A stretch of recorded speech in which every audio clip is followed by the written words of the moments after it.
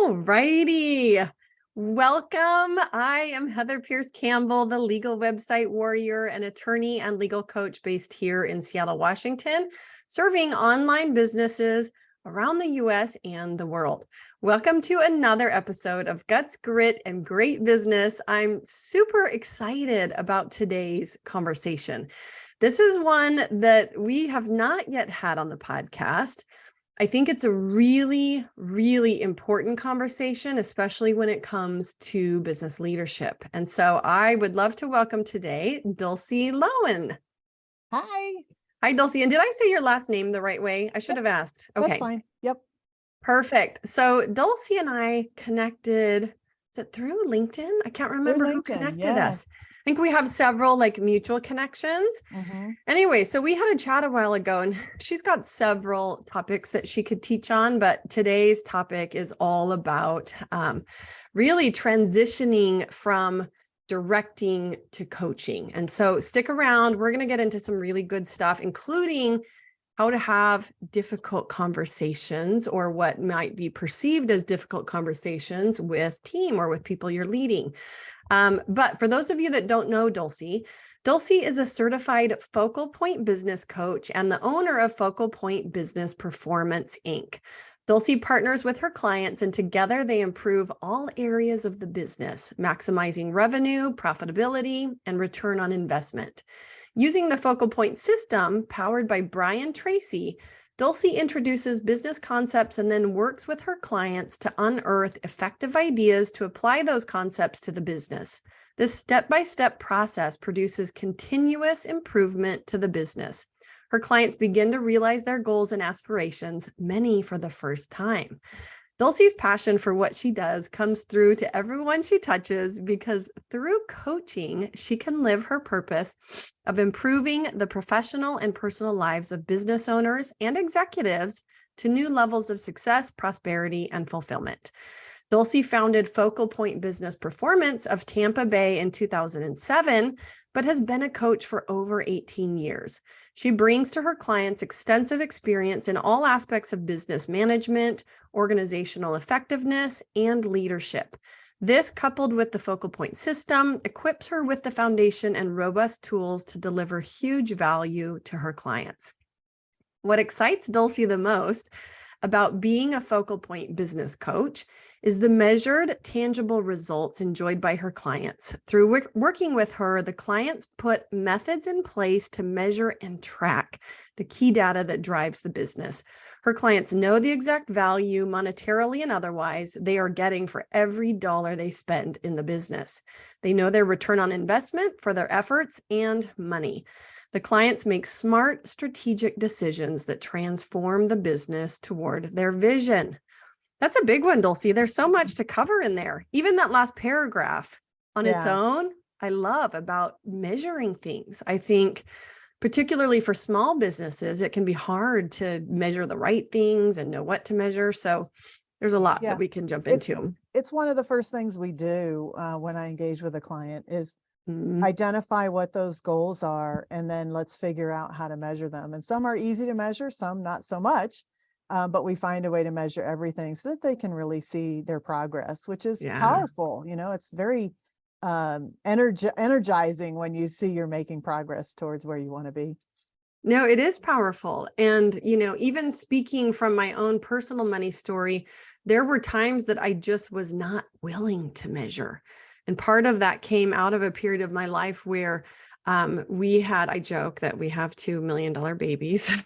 It's not far off from the truth. And it was a really expensive path that we were on to get our kiddos here. And so what I knew is I was willing to go all out, and that included any expense that it took to walk that path. But in the meantime, I didn't really want to look at the money side of things. You know what I mean? Because I was just nope, we're doing this. And, this is just the path to motherhood for me and what it takes. And it wasn't until I could kind of close the door on that really hard chapter personally that I could shift gears and felt like I had the energy to really look at my money.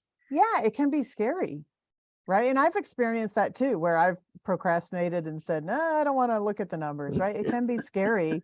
but we can only move forward if we know where we are today. And we just That, have to be honest with ourselves about where we are today.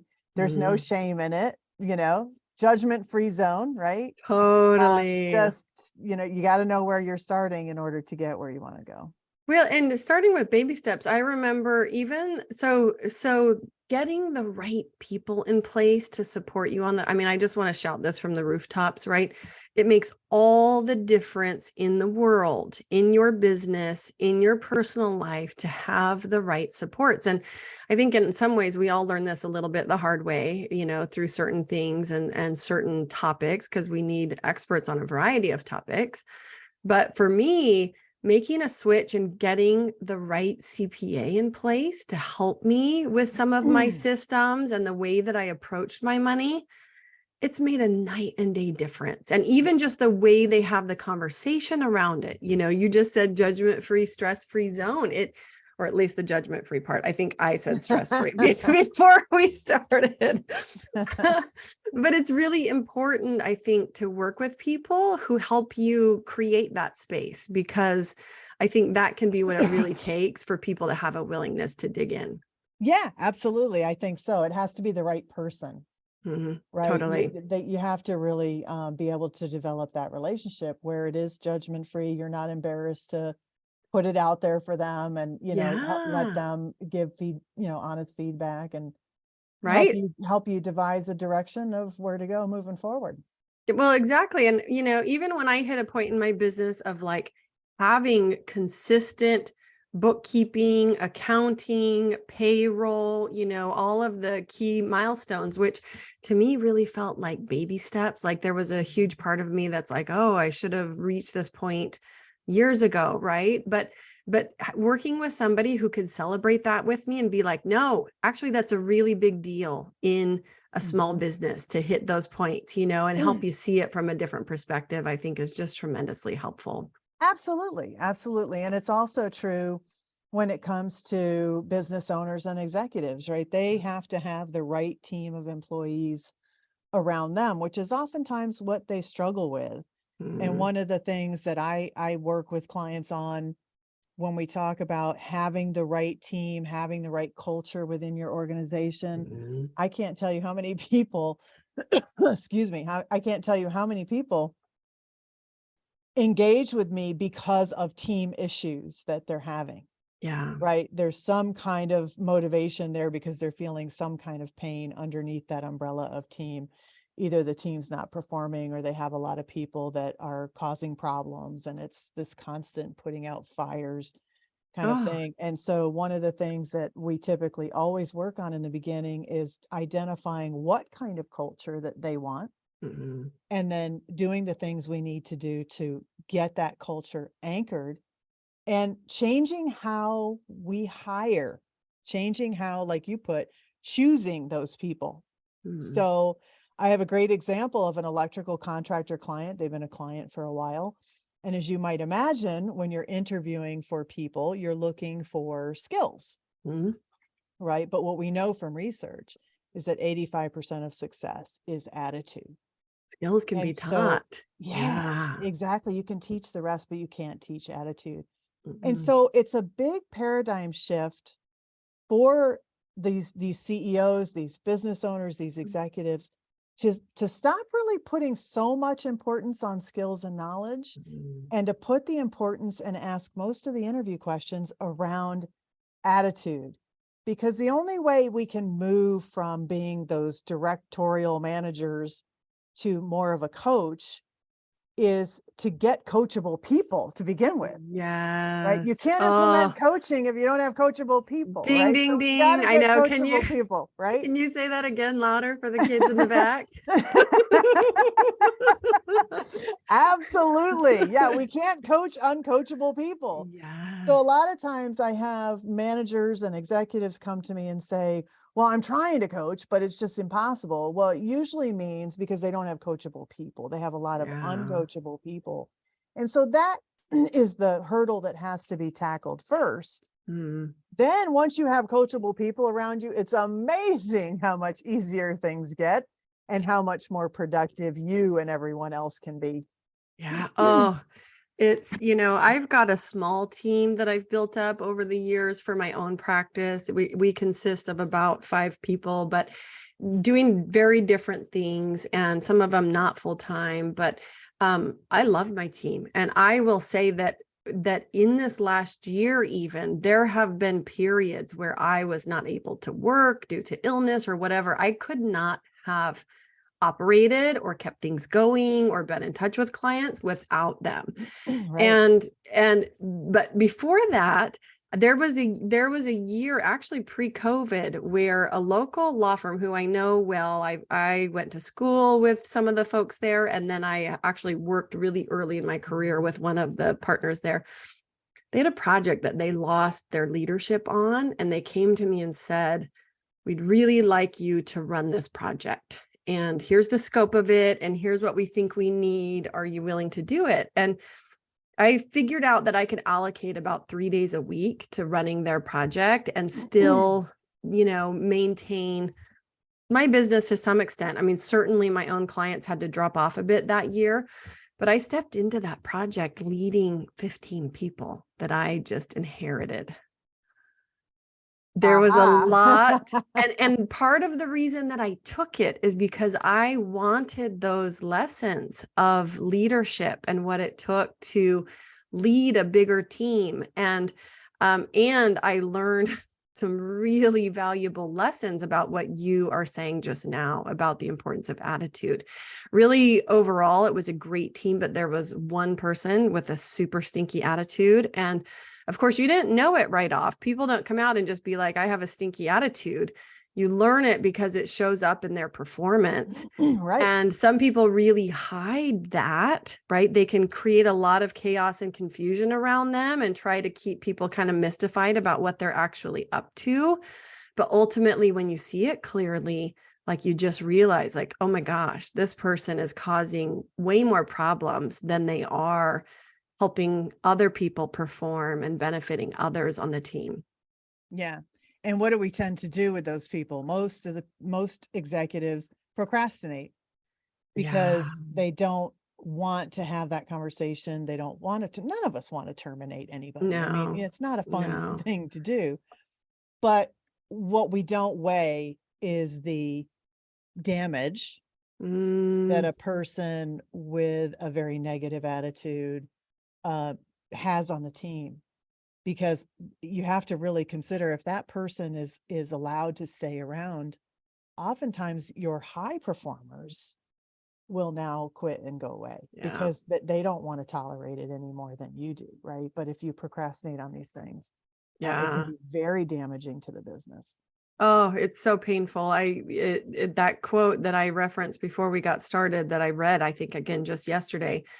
I'm not going to get it exactly right, but something about the fastest way to lose a great employee is to basically have them watch you tolerate a bad one. Exactly. And I think it is really painful. I've watched people in my life, go through who are built into bigger companies, and like one individual that I'm thinking of that, managed another person underneath him, and um, had a heck of a time trying to navigate this line of providing feedback around all these performance issues. But you're right, underlying it was an attitude issue of, I don't have to show up, I don't have to give it my best, I don't have to, and so constantly cutting corners everywhere. And this person in my life who was responsible for managing him had a very hard time actually even addressing that conversation. There were Mhm. multiple reasons why, but they ended up, he ended up leaving the company, and the underperforming employee. But I feel like there was a lot of pain, unnecessary pain, that happened in the meantime. Right. And so you see Absolutely. that, and it's like, oh gosh, people just have the hard conversation. But you're here to share with us, I think probably one of the things that you could speak to is, how do we do that the right way, right? How do we do it in a way that in part alleviates some of our stress around having those types of conversations, but Right. also just helping us approach it the right way? What do you see in your work? Well, yeah, so I'll get to that in a minute. I just want to finish one more thought because it really pertains to what we're talking about today. And this is about, I will admit, 100% that one of the hardest things that I ask most of my clients to do based on Mhm. the issues that they're having within the organization is to establish and identify what kind of culture do they want? How do they want their Mm. people to behave? And then here's We're the talking hard about part. square one. Yeah. Yeah, because you can't coach, again, you can't coach uncoachable people. So the first thing is to, if you want to succeed, change your department, change your business, first is to identify the culture you want, identify the core values you want people to make decisions by, to live Yeah. by. And then here's the hard part, commit to it 100%, which Mm. means it comes back to this termination issue, which means that you cannot tolerate anything that doesn't fit with that culture, right? You Mm. have to commit to it 100%. You've got to go all in. And it usually things get a little worse before they get better. But once they get better, you're very, very glad you did it. And it pays off because now you've got a team, everybody's showing up, Mhm. they're positive, and now we have a team of very coachable people. So so let's just talk first about one of the things I like to point out to managers, CEOs, is that if you want to be a coach, the first thing you have to understand is what's the job description of the coach? Like, what are the key Mhm. things that we need to do as coaches, right? The first thing is we need to, when we have a conversation with people, we need to identify with them, where do they want to be Mhm. and where are they today? We talked about that, right? Being honest about where we are today. But we've got to, I call it point A and point B, right? We have Yep. to define those two things with them. Get the employee to define those two things.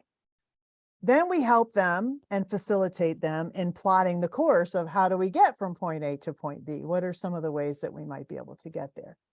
And then the fourth part is giving positive feedback, oftentimes Mhm. forgotten and skipped over.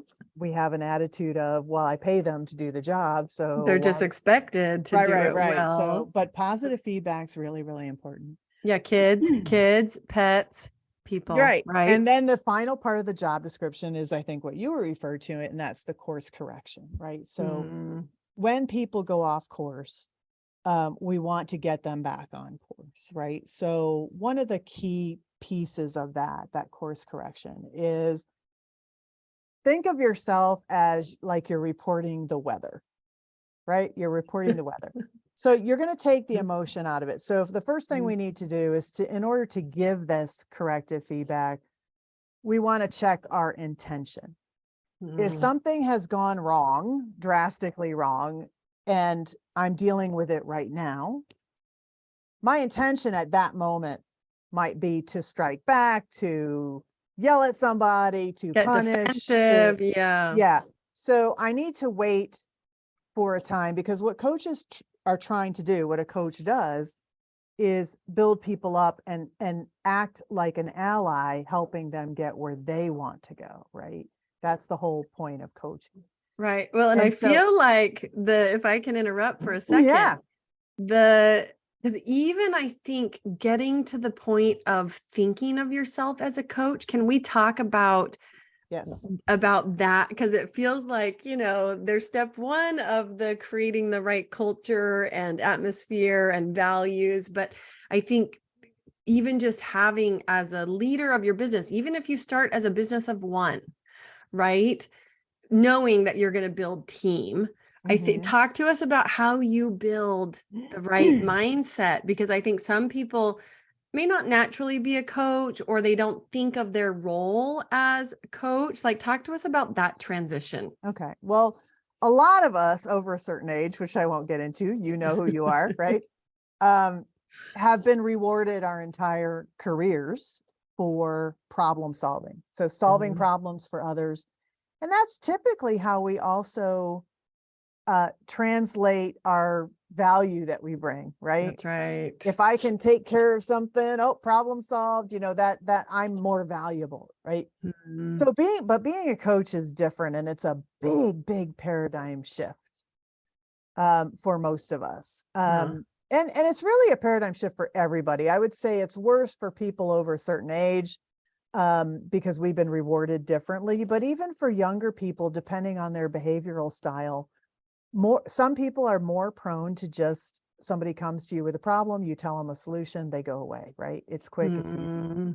It's a paradigm shift to saying, no, I'm going to empower this person to solve their own problem, which means we have to dial our ego down a little bit too, right? And accept the fact that maybe how we would have solved the problem is different than how they might solve the problem. However, the result will be the same. So it's a little bit, it's a big paradigm shift. And it's really, the coach comes from the perspective of, I am here to facilitate and help you get where you want to go. So it is an ego shift too, because it's never about me as the coach. It's never about me, right? It's always about them. And so it's really just being an advocate for someone else. So moving away from that problem solving mindset, that mindset of it's quick, it's easy, they come to me, I tell them what to do, they go away. And moving to, now we're going to ask more questions. We're going to listen better.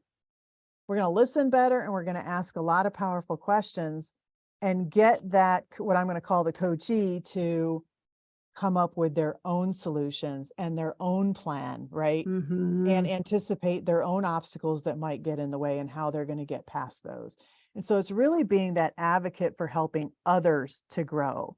And how does this help us as managers? Well, the feedback that I've gotten from people who have really perfected this is less stress. They can focus on their core responsibilities because they're not putting out fires anymore. They go home at 5 o'clock rather than 6 or 7. You know, there's a lot of really personal, somewhat selfish benefits that we're going to get out of this as managers and executives. And I'll just add that we are hearing a lot today in workplaces about, how the heck do I manage and supervise Gen Zs and millennials? Being the coach is a big part, more than half the battle to doing that, because what those generations really cherish is autonomy and independence. They want to solve their own problems. They want to feel like they're growing. They want that autonomy. And being the coach rather than the director allows them to do that as well. And so a big part of answering that question is be the coach. I love this so much. And what I want to ask is, don't you think that's actually true for most people? Not just that, yes. It really and is. I think for a long time, people put up with certain systems and structures in the workplace because, you know, whatever, they're old school. Level was different. It was different. And it was kind of like, okay, this is just the way that things are. And, you know, I'm going to go with it. And I do agree with you that those paradigms are changing and people are less tolerant of things that I think have not worked well for people for a really long time. And let's face it, we could admit it. The old command and control didn't work well at all. We just tolerated it because we felt like we had to. Right. Well, and you know, on this point, the tremendous gift to me in stepping into that position for a year and leading that team is I knew from the beginning, I'm not the expert. You guys have been the one on the project doing the work on the ground. And so I knew right away, like the only way I could lead was asking questions. How are things going for you? What do you need from me?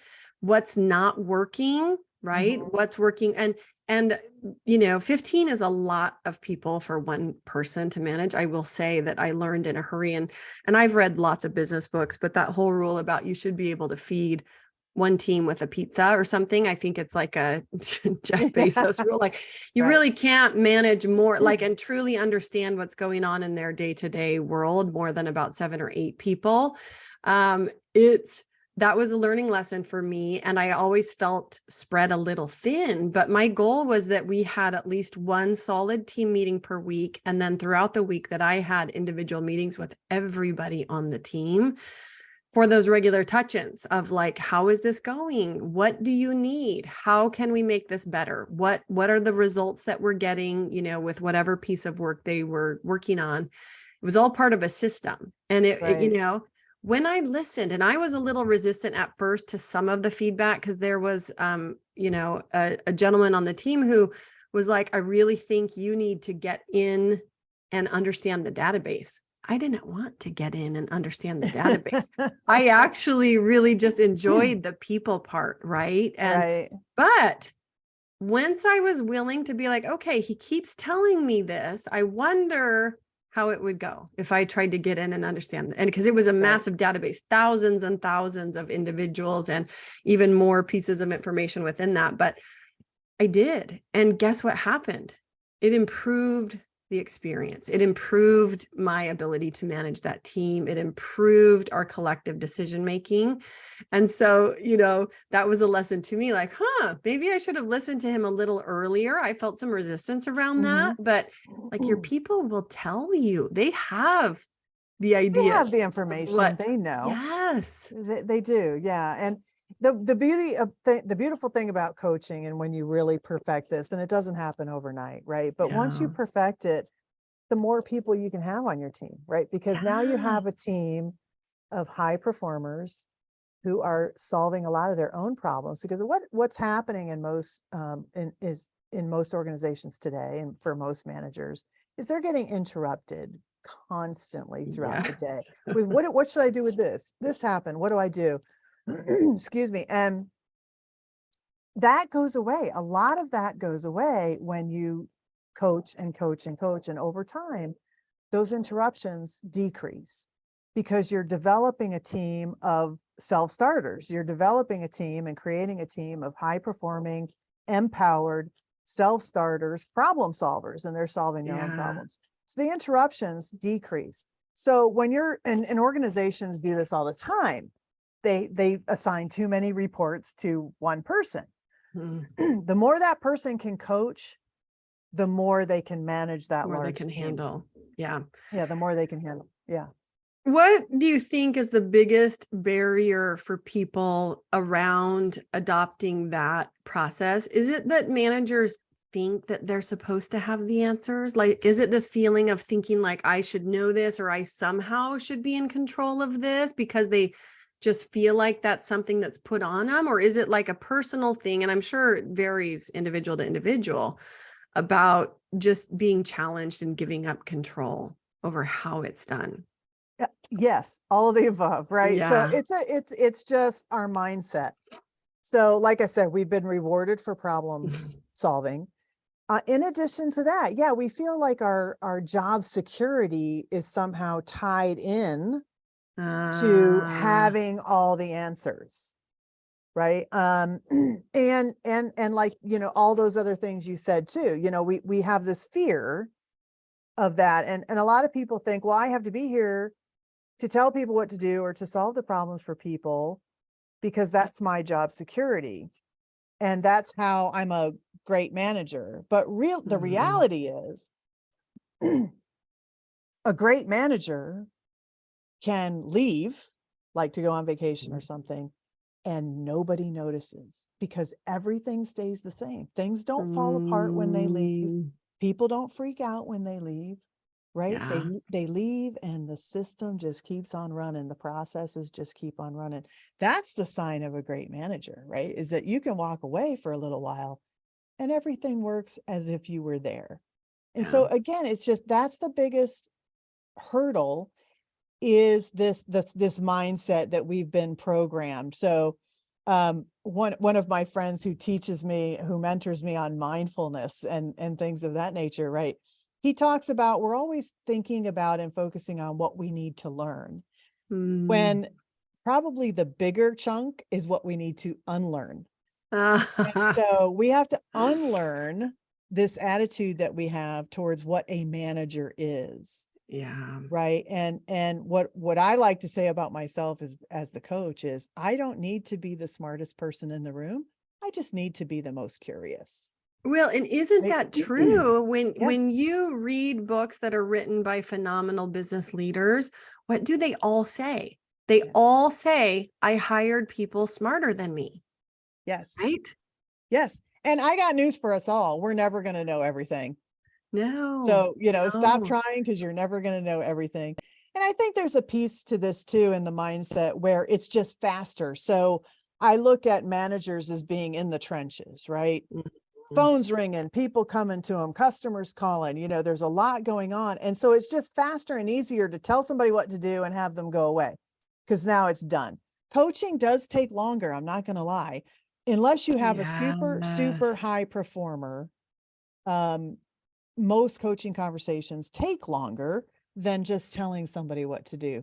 So I oftentimes get the efficiency excuse, right? Well, I was gonna Yeah, say, it was faster. I just told them what to do because it was faster. Well, you got to fight against that. I get that you're in the trenches. I yes. get that, but you've got to fight against that. Have those coaching conversations because the more you do it, the faster they get, I'm right? so glad you brought that point up because my next question was going to be, can you speak to the investment of time? And not just even time in the conversation, but repeated time over time over time, right? Because I do think Right. some people give up too early. And what I've noticed, probably mostly by accident, truthfully, I can't take much credit for myself because it's not like I have a ton of experience in hiring and leading big teams. I've got minimal experience in my own little business and some experience in other people's businesses. But like with my own, I hired a gal who came with basically, I will say, zero applicable skills for what she was being hired for. But Mhm. I just had a very strong instinct that she had the right attitude. And where other people showed up and were like, yeah, I know how to do ABC and XYZ, but they didn't seem overly enthusiastic about it. This girl was like, hire me, hire me, hire me. I can learn this. Right. And so I ended up doing that. And of course, it takes time to do the skill building. But over time, as things would come up that I'd go, I really don't want that on my plate anymore, I would just say, I wonder if this is something that you could begin to take ownership of. Like if you see this in the future, I invite you to respond in it to the way that you would want to. Let's just see what happens. And over time, do you know that like we had a team meeting yesterday and I had this list of things that I was like, I had no idea if they'd been handled, right? Because I've been sick and my family's been sick and we hadn't connected in a few weeks. And I started going through and she was like, oh, done. Oh, I already did that. Oh, that's done. Oh, blah, blah. And like, basically there was nothing left for me to ask for help on because she had just automatically already handled these things. And I got done with that. And I just was like feeling so happy yesterday because it just compared even to where we were a year ago, the growth and the ownership. I mean, it doesn't even compare. Well, that's why I talk about culture and values and hiring for attitude. And you are so right. What happens is there is a time commitment in the beginning, but it goes kind of like this. It goes up, but then it starts coming down. Right. Oh, the time. And Yes. people have to Yes. hang in long enough to start having it go down. And usually people quit too soon, right? Or give up. Oh, this just takes too Mhm. long. And they put the book on the shelf and then they give up. And so you got to stick with it long enough. And from a time commitment, I will tell you, it depends on the performer. Yeah, If totally. it's a high performer, great attitude, those conversations tend to be a lot quicker and shorter. Right. But if you have maybe a plateaued performer or somebody that's like maybe declining in performance, then those conversations can take a little bit longer.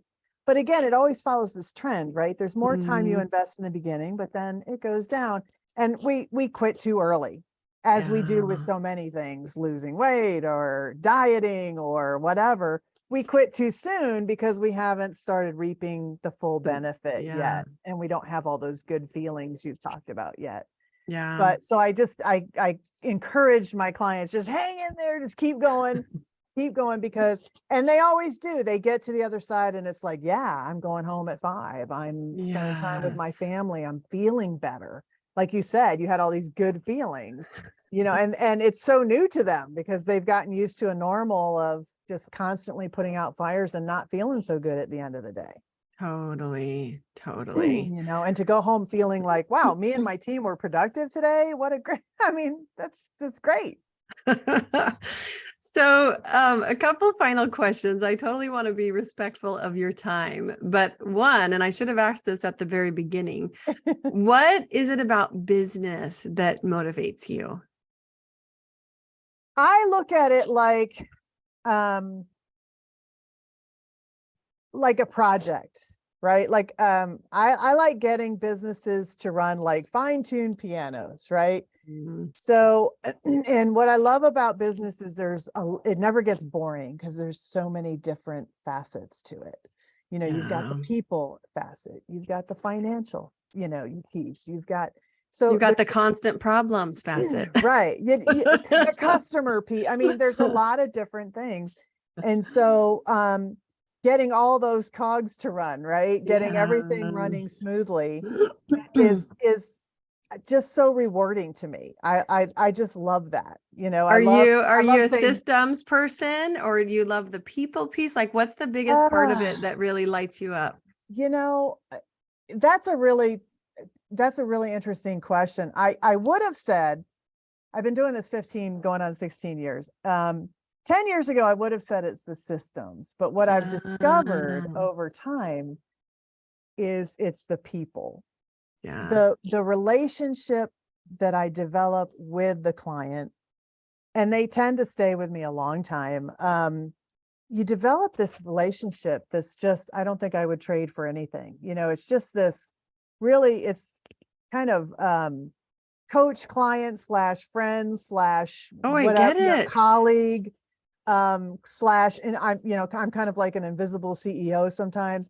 So it's sort of Yeah. this and that relationship is just fantastic. I cherish it. And I really think that at the end of the day is what drives me the most. Oh, it's so true. I feel the same way when I get off calls with clients, like how lucky am I to spend time with people that I just adore? They're doing cool things. They have the Mhm. right mindset. They're into solving problems. They're into treating people the right way. So I totally get it. Um, who are your favorite clients? Who are the folks that you really, really like to help?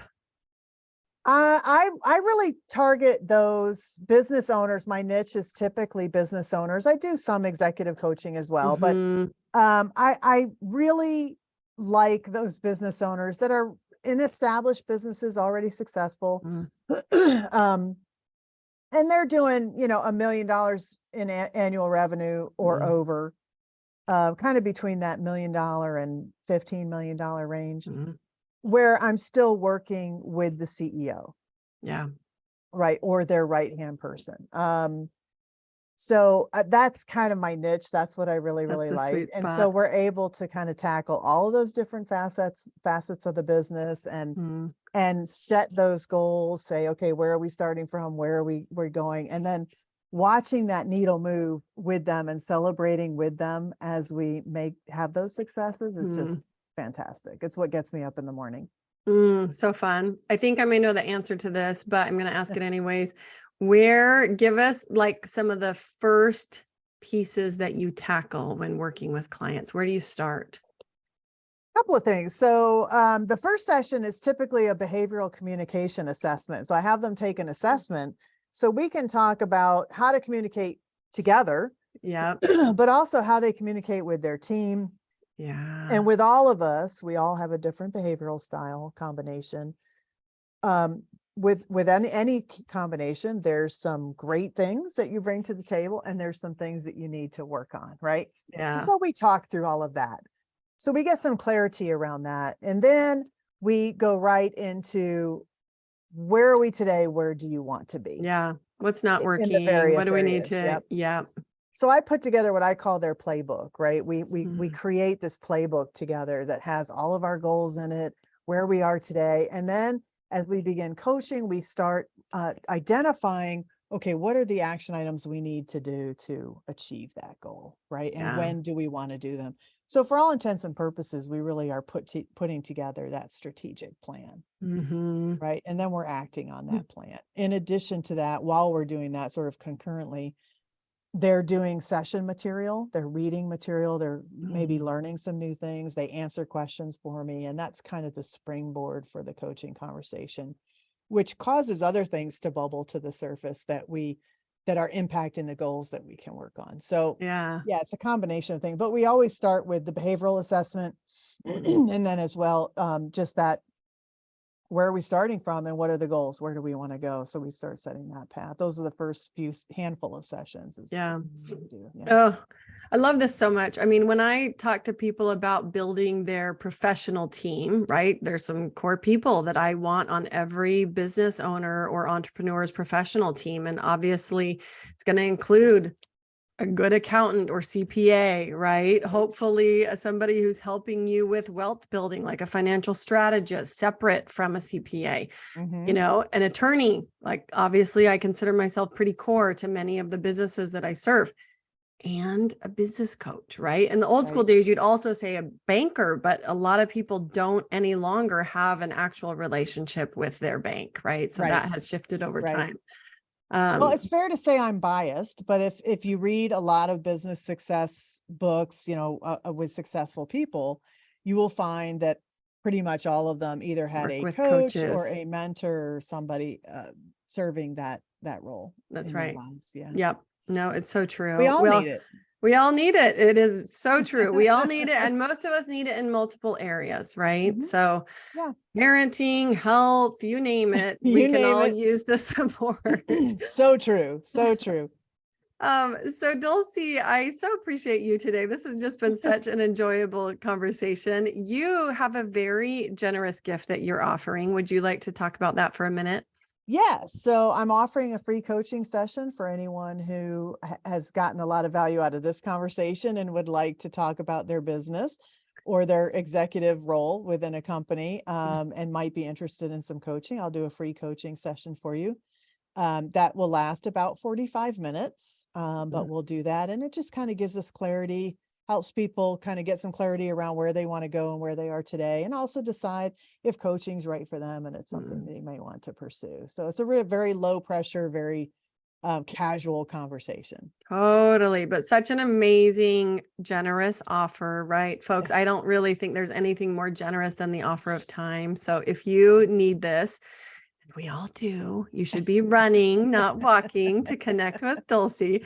Dulcee, where do you like for people to find you online? Where do you like to connect? Well, I think the easiest thing to do is to just email me, and I think you'll share my social media posts as well. So you can always Totally. reach out to me. I'm easy to find on LinkedIn, but my email is probably best and easiest, which is just dloehn, DLOEHN @focalpointcoaching.com.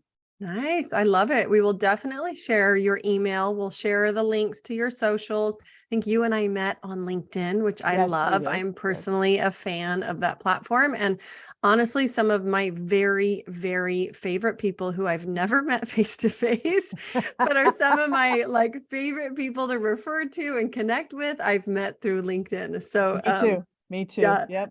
I'm a super fan. We will share your LinkedIn link also. You guys, you can find those at the show notes page. As a reminder, that's legalwebsitewarrior.com/podcast. Find Dulcee's episode there and you can follow up and connect with her. Dulcee, I so appreciate you. What final thought would you like to leave the listeners with today? Oh my goodness. Well, I think the thought is just start today, right? Just start today. Just take little steps. Don't try to be the perfect coach right out of the gate. You don't need to worry about that. Just start focusing on being that advocate and not solving the problem.